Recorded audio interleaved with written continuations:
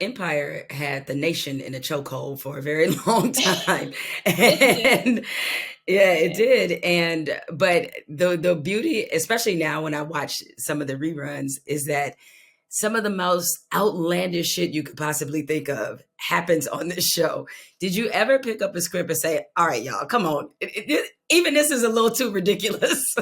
On Empire, you mean? Y'all, Empire, yes. Yes, of course I did. Of course. There were quite a few things that I really tried to battle that they were like, nah, you're just not gonna win on that, right? Like I really battled a lot. I was just like, y'all, please, like this, like we can't do this. Or, like if Anika does this, there's literally no coming back from that, you guys. Like, but there's only so much you can say because it's like when people have an idea of how they want things to be and what they feel works, like so it was tough. It was tough, but that was a lesson learned. I was like, all right, well, you create the character, they write it, they're the ones that edit it, they do all that stuff. Like you create it, but it doesn't belong to you. Right. And so that was another lesson. So it's like I had to learn also because you don't do that for stage. For stage, like you go out there and what you create is what it is. That's yours. There's no one editing that. There's no one like jumping on stage in the middle of your performance being like, nope, don't do that.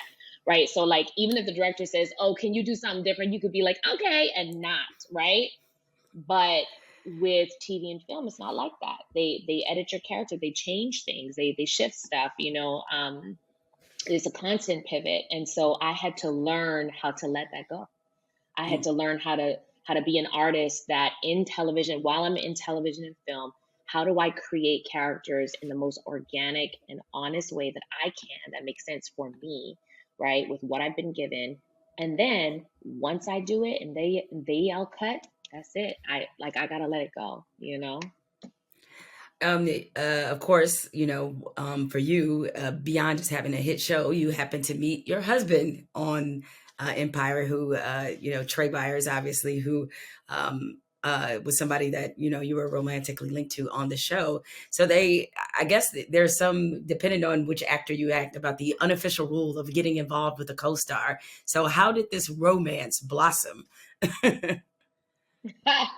That's a good question. And I'm glad you said that because Trey and I were both people that were very sure, like, and I think that's one of the good things about the training that we received. We both went to grad school for acting and all that kind of stuff. And so there's a different regard that we have for the craft immediately coming out of school, right? So there's like that focus, and all sorts of things that I know that kind of training ground does provide you. Um, Not saying that other people don't have it, but that's something we did have in common. And so, we came out focused, like ready to go.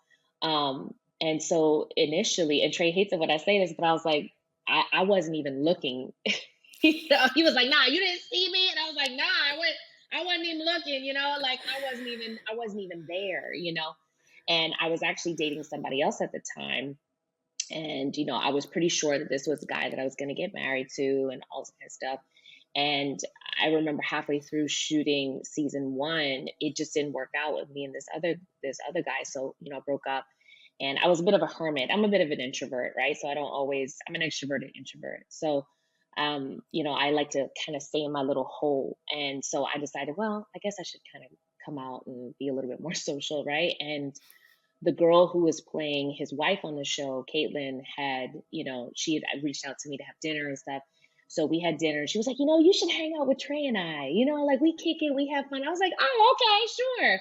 And so we all started kicking it. And little did I know that Trey and I, we have two very different personalities. We are so alike in so many ways. Like we really vibe, like on value stuff, on faith things, the way we look at life, it's like we really vibe. And so I was very surprised that, during this season that here's this guy that I'm vibing with. And so I was like, okay, well, we don't really date where we were, but we decided to go out on a date, and I'm telling you, like, never look back. Like 6 months later, he proposed. 9 months later, we got married. And so we've been married now for almost 7 years, and it's wonderful. It's like when you know, you know. Yeah. Is it good or helpful the fact that you being married to a fellow actor, you have somebody who understands the profession and understands, you guys understand what each other is going through because you're both, actors. Like, how helpful is that in your marriage? I have found it to be so beneficial. And I don't know if everybody has this experience, dating another actor, because I do know some people who are like, I'm never dating another actor, you know what I mean? But for Trey and I love it. And I think it's because it's the type of artist that he is and that I am. And like I said, we kind of approach it similarly. So I have only found it beneficial. So like if I'm going on tape, he's the acting coach I want. You know what I mean? He's the one I want taping me. If we're looking at Harlem season 2, right? And I'm like, baby, what you think? He's gonna be the one that's gonna not just be like, it was great. He'll be like, oh, I love this and this and this, and talk about like the nuances and vice versa, right? And we are each other's like biggest cheerleaders and truth tellers. And I think that's one of the greatest ways you can support somebody. It's not just being a yes man and a hype man. It's about being like, hey, so when you did that thing, I wonder if this came to mind, or you know what I mean? And so it's not necessarily critiques more than it's just, we're looking at the different, if you think of it as painting, we're looking at the different strokes and the colors that we're using. And we're saying, instead of bright orange, what about burnt orange? What do you think about that? Like, that's how we talk about the art. And so I love having these conversations with him, and it's only been wonderful having him, in my corner, and vice versa when it comes to that.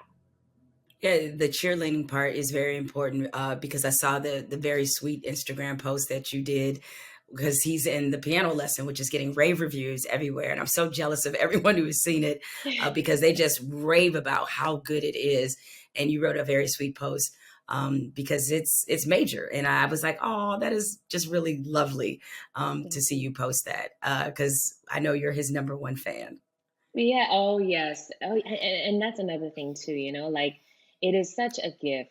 And I'm gonna get a little mushy here, but this is as honest as I can be. It is such a gift to be married to somebody that you love so deeply, but somebody that you admire so greatly. I find my husband to be separately, like even if we were not married, I find him to be one of the most inspirational people I've ever met. His level of integrity is like off the charts, and he's very quiet. He's a very quiet individual, so not a lot of people know those parts of him that I know.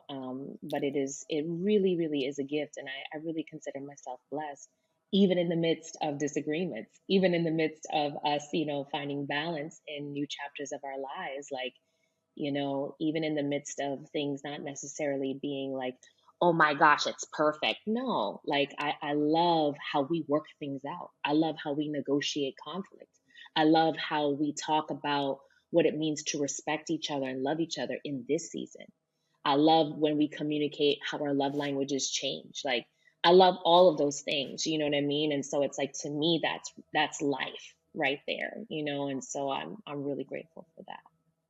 Okay, you just dropped some bars, and I'm gonna steal a couple and tell my husband that. I'm be like, I never loved someone so deeply and admired them so greatly. I'm gonna act like that's mine. Okay, we're gonna keep that between us, though, Grace. All right, we're gonna keep that between us. I was like, damn, she Yeah, dropped yeah, a I'm not bar gonna right say nothing. there. Don't you worry about. And listen, he's a Leo, so he gonna love that girl. He's gonna. Exactly. You know how y'all Leos are.